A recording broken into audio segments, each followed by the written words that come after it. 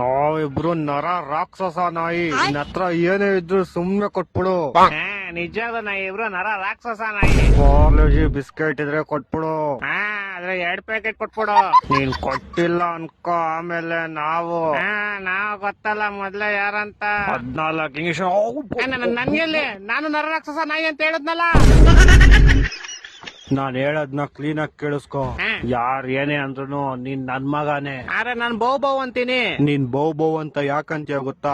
ಯಾಕಂತೀನಿ? ಯಾಕಂದ್ರೆ ನೀನ್ ಬೋಳಿ ಮಗ. ಬರ್ರಲ್ಲ ಎಲ್ಲಾರು, ಈ ರೂಮ್ ಖಾಲಿ ಐತೆ, ಇಲ್ಲೇ ಮಲ್ಕೊಂಬೋಣ. ಓ, ಇಲ್ಲೇನೋ ಕಾರ್ಯಕ್ರಮ ಮಾಡ್ತವ್ರೆ. ಓಯ್ ನಡಿ, ಪಾನಿ ಜೊತೆ ಪೂರಿ ಡಿಸ್ಟರ್ಬ್ ಮಾಡಿಕ್ ಸಾರಿ.